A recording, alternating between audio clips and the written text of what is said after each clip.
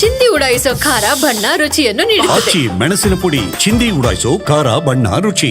ಇನ್ನು ಉತ್ತರ ಕನ್ನಡ ಜಿಲ್ಲೆಯಲ್ಲಿ ವ್ಯಾಪಕವಾಗಿ ಮಳೆಯಾಗ್ತಾ ಇದೆ. ಕಡಲ ಅಲೆಗಳ ಅಬ್ಬರಕ್ಕೆ ಕರಾವಳಿ ಜನ ಬೆದರಿದ್ದಾರೆ. ಒಂದೆಡೆ ತೀವ್ರವಾಗಿ ಮಳೆಯಾಗ್ತಾ ಇದೆ, ಜೋರಾಗಿ ಗಾಳಿ ಕೂಡ ಬೀಸ್ತಾ ಇದೆ. ಈ ನಡುವೆ ಕಡಲ ಅಲೆಗಳ ಅಬ್ಬರಕ್ಕೆ ಕರಾವಳಿಯ ಜನ ಬೆದರಿದ್ದಾರೆ. ಉತ್ತರ ಕನ್ನಡ ಜಿಲ್ಲೆ ಭಟ್ಕಳ ಭಾಗದಲ್ಲಿ ಭಾರಿ ಮಳೆಯಾಗ್ತಾ ಇದೆ. ಪ್ರವಾಸಿಗರಿಗೆ ಕಡಲ ತೀರಕ್ಕೆ ಹೋಗದಂತೆ ನಿರ್ಬಂಧ ಹೇರಲಾಗಿದೆ.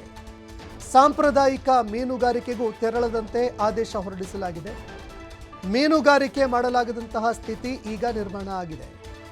ಮೀನುಗಾರರು ಯಾವುದೇ ಕಾರಣಕ್ಕೂ ಸಮುದ್ರಕ್ಕೆ ಇಳಿಯದಂತೆ ಆದೇಶ ಹೊರಡಿಸಲಾಗಿದೆ. ಹೀಗಾಗಿ ಮೀನುಗಾರಿಕೆ ಮಾಡಲಾಗದಂತಹ ಒಂದು ಸ್ಥಿತಿ ಈಗ ಸ್ಥಳದಲ್ಲಿ ನಿರ್ಮಾಣ ಆಗಿದೆ.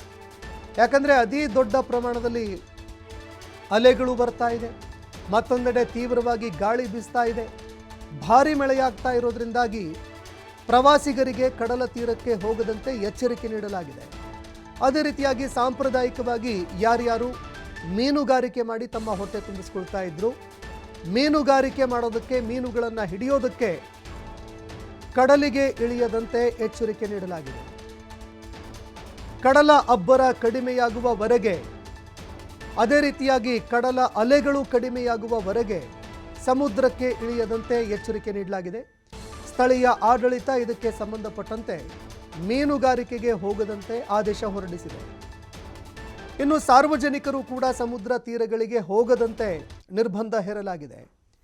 ದೃಶ್ಯಾವಳಿಯಲ್ಲಿ ನೋಡ್ತಾ ಇದ್ದೀರಿ, ಸಹಜವಾಗಿ ಮಳೆಗಾಲದಲ್ಲಿ ಕಡಲ ಅಬ್ಬರ ಜೋರಾಗಿರುತ್ತೆ.